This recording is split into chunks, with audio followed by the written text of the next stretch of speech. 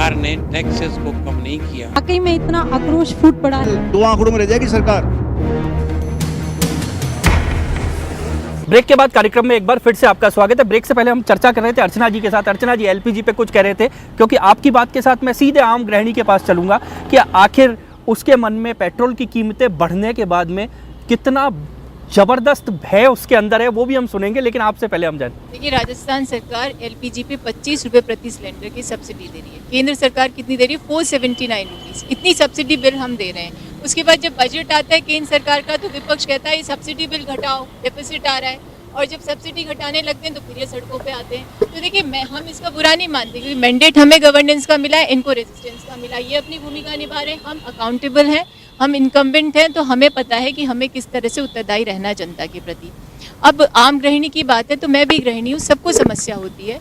तो मेरा ये कहना है कि जब ये ग्लोबली जब ये सारा वातावरण बनता है तो ऐसी परिस्थितियां उत्पन्न होती है। लेकिन जो भी लोक कल्याणकारी सरकारें इसका रास्ता भी निकालती है। निश्चित रूप से आपने कहा वैट के बारे में इन्होंने कहा, तो केंद्र सरकार ने निर्देश दिए सभी राज्य सरकारों को कि अपना वैट, सेस और एक्साइज ड्यूटी को कम कर दें, तो इससे आम जन को राहत मिलेगी। तो ये तो नहीं है कि कोई डिक्टेटोरियल डिसीजन आया। चलिए, इस पर भी मैं आपसे चर्चा करूंगा। पहले पीछे चलते हैं। अनीता जी कुछ कहना चाह रही थी। अनीता जी, रसोई गैस की जैसे ही बात आई थी, क्या अब जैसे ही पेट्रोल के दाम बढ़े हैं, डीजल के दाम बढ़े, अब क्या चिंता होने लग गई आपको रसोई गैस की? देखिए सर, जहाँ तक हम बात कर रहे हैं पेट्रोल की या रसोई गैस की, ये आम जनता पर जो असर पड़ा है, वाकई में इतना आक्रोश फूट पड़ा है लोगों के अंदर। क्योंकि मध्यम वर्गीय परिवार पर सबसे बड़ी कमर तोड़ महंगाई में आदमी वैसे ही मर रहा है। ऊपर से एक साथ आप 8 रुपये पेट्रोल की दर बढ़ा रहे हो। आप जनता को बिल्कुल पागल नहीं समझ सकते, क्योंकि आज जितना अपन एजुकेशन के बारे में बात कर रहे हैं, पूरी जनता भी समझदार हो चुकी है। गवर्नमेंट को चुनकर भेजती है। ग्रास रूट लेवल पर आप कैसे समझाएंगे लोगों को कि 5 रुपये में बढ़ोतरी हुई है या 10 रुपये की बढ़ोतरी हुई है? 5,000 रुपये की तनख्वाह पाने वाला इंसान अब 6,000 रुपये अगर पेट्रोल के लिए 10% की बढ़ोतरी हो गई, तो उसको 1,000 रुपये एक्स्ट्रा निकालना पड़ेगा। गवर्नमेंट कहाँ से उसको वो 1,000 रुपये पे करेगी? ग्लोबल रिसेशन की वजह से आज जो हो रहा है, गवर्नमेंट की वजह से जो इतना भी हो रहा है, तो इस महंगाई ने लोगों की कमर वैसे ही तोड़ रखी है। रुपए का अवमूल्यन हो गया है और सारी परिस्थितियां विपरीत हैं। कहीं ना कहीं अपने सीधे एक बार मैं सुरेश जी के पास आऊँगा। सुरेश जी हमारे साथ है। सुरेश जी, क्या लगता है, क्योंकि आप व्यापारी भी हैं, एक जो बात उन्होंने कही कि आम आदमी की जो छोटी बचत थी, अब ये जो महंगाई बढ़ी है, छोटी बचत जो है आम आदमी की, वो अब उससे छिनती जा रही है। देखिए, निश्चित तौर पर जिस तरह से 7.5 रुपये पेट्रोल महंगा हुआ है, आम आदमी आहत हुआ है इस चीज़। ये भी देखना चाहेंगे आशीष जी, जिस तरह से रेट बढ़े हैं, इसमें केवल सरकार की जिम्मेदारी नहीं, पूरे देश की जिम्मेदारी है कि किस तरह से, चाहे पक्ष हो चाहे विपक्ष हो, मिल बैठकर इस पर विचार होना चाहिए। जिस हिसाब से रेट बढ़े हैं पेट्रोल के, जिस तरह से आम जनता पे बोझ पड़ा है, मैं ये भी कहना चाहूँगा कि जिस तरह से 26% वेट लग रहा है राजस्थान में पेट्रोल पे, माननीय मुख्यमंत्री जी ने बहुत शानदार बजट पेश किया और 2% वेट घटाया, 28 से 26 लाए। ये एक जनता को सुख देने वाली बात थी, उनको राहत देने वाली बात थी। सेंट्रल गवर्नमेंट ने जिस तरह से 7.5 रुपये बढ़ाए हैं, मैं ये कहना चाहूँगा कि 1 साल के अंदर 5 बार पेट्रोल के दाम बढ़ना, 3 साल के अंदर जहाँ पेट्रोल 40 रुपये लीटर था, जो अब 77 रुपये लीटर है, डबल भाव है 3 साल के अंदर। इसके लिए जिम्मेदार कौन? इसमें सरकार नहीं, हम लोग भी जिम्मेदार हैं, आम जनता भी जिम्मेदार है।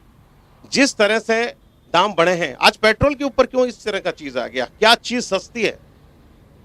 न सब्जियां सस्ती है। सुरेश जी, क्या लगता है कि 28 से 26% सरकार ने अपना घटाकर वैट कर दिया, 2% वैट घटाया।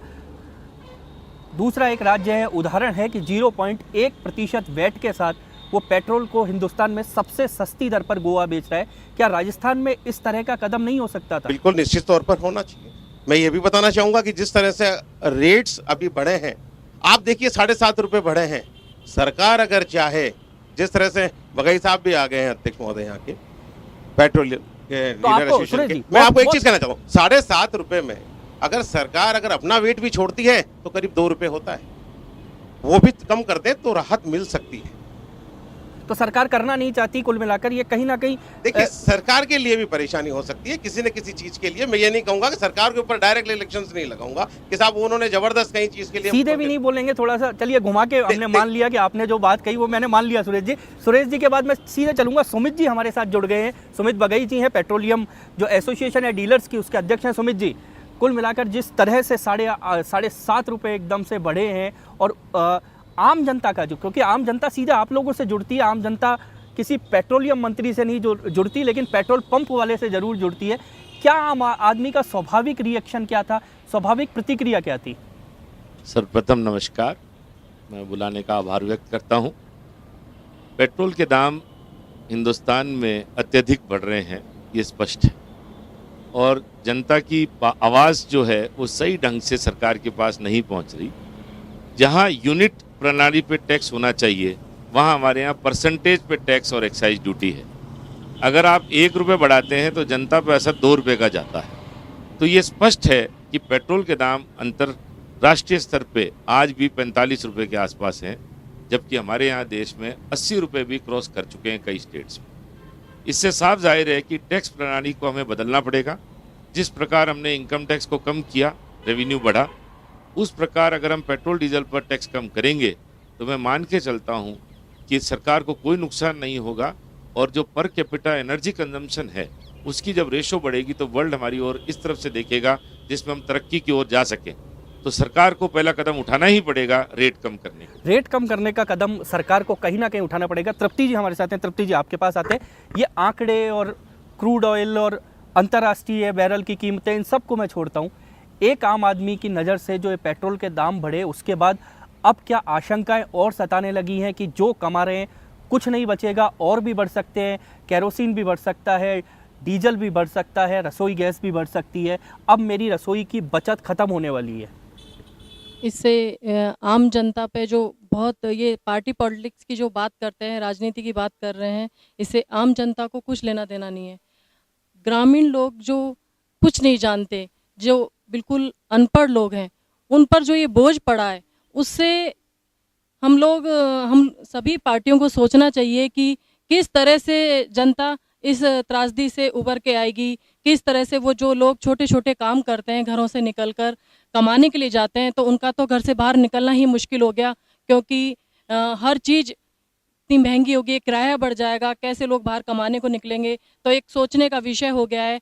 जिस तरह मैं बात कहना चाहूँगी कि हमारे यहाँ कच्चा तेल है, उस पर सरकार को 4,680 करोड़ रुपया वेट का मिल रहा है, और डीजल पर 4,000 करोड़ रुपया मिल रहा है, और पेट्रोल पर मात्र 1,200 करोड़ रुपया मिल रहा है। तो क्यों ना वो इस वेट को हटाकर और यहाँ पर पेट्रोल की दरों को कम कर दें। चलिए आपको रोकता हुआ सत्यनारायण जी आपके पास आता हूँ। जो ये सत्यनारायण जी, आंकड़ों की बात करेंगे तो बहुत उलझती जाएगी, बहुत जटिल होती जाएगी, लेकिन आम आदमी को लगता है और सबसे बड़ी चीज़ है कि पेट्रोल, डीजल, रसोई गैस, ये एक ऐसी चीज़ें हैं जिनके कारण एक पूरे सर्किल महंगाई की चपेट में आता है। देखिए, इसमें कोई दो राय नहीं है कि पेट्रोल, डीजल या एलपीजी या दूसरे जो केरोसिन या जो भी चीज़ें उत्पादन से कनेक्शन रखती हैं, उनकी कीमत अगर बढ़ती है तो उसका टोटल कीमत उस पर इन्फ्लेशन बढ़ता है। मगर जो बार बार ये लोग जो इसको, मैं माफ़ी चाहता हूँ कहते हुए, हमारे माननीय विधायक साहब ने तो बिल्कुल इसको ऑयल की भैंस की बजाय यानी दुनिया भर के इस ढंग की बातें कर दी कि बड़े बड़े हमारे राष्ट्रीय नेताओं को कुछ भी बोल दिया। मैं उस लेवल पर नहीं जाऊँगा।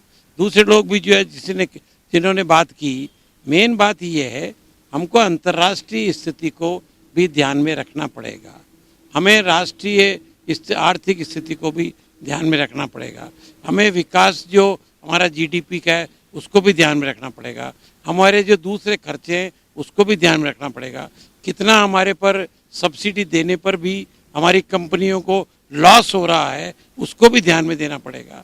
इन सब चीज़ों को देख करके ये हो सकता है कि गवर्नमेंट विचार कर रही है कि हम शायद इसमें कुछ और कमी करके देखें, मगरंतु ये देखिए जैसा मैंने आपको बताया, आज कितनी गाड़ियां रोज बढ़ रही हैं।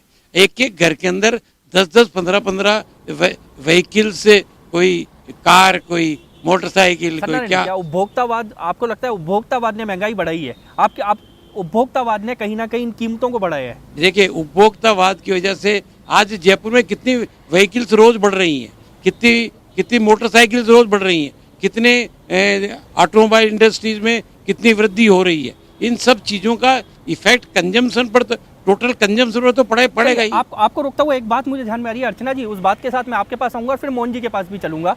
अर्चना जी, जब मैं बीच में अर्ज ये करूंगा कि मोहन जी बात करें तो ऑयल के बारे में बात करें, राष्ट्रीय नेताओं को नहीं घीसे हैं? अभी हम मोहन जी को कह देते हैं, बिल्कुल कह देते हैं, लेकिन अर्चना जी मैं आपके पास आऊंगा। ध्यान आता है शायद पूरे राजस्थान को एक चीज़ ध्यान आती है कि जब इनकी सरकार थी तो बड़ा हंगामा कांग्रेस करती थी और घोषणा पत्र में भी लगाया कि पेट्रोल डीजल पर वैट सरकार कम करे, भाजपा सरकार कम करे। आपकी सरकार आ गई, 3.5 साल का वक्त निकट गया, 2% जो पिछले घोषणा पत्र में वैट कम किया गया। आम जनता को बहुत उम्मीद थी, ठगा हुआ महसूस कर रही है वो जनता। नहीं, आप बिल्कुल गलत कह रहे हैं, कोई ठगा हुआ महसूस नहीं कर रही है। हमारी सरकार ने आज़ादी के बाद इतनी इम्पॉर्टेंट योजनाएं दी जो किसी सरकार ने नहीं दी होगी, चाहे वो जननी शिशु सुरक्षा योजना हो, प्री मेडिसिन स्कीम हो, हाउसिंग पॉलिसी हो, बीपीएल आवास योजना हो, ये सारी ऐसी योजनाएं, या जननी शिशु सुरक्षा योजना हो, तो ये ऐसी योजना है जिसमें आम आदमी के लिए काम कर रही है सरकार। तो इसमें निश्चित रूप से टैक्सेस हैं, उसके माध्यम से महती योजनाएं पूरी होती हैं। फिर भी 2% वैट को कम किया मुख्यमंत्री महोदय ने, और आगे भी जो परिस्थितियां बन रही हैं तो ऐसा नहीं कि वो अवगत नहीं है।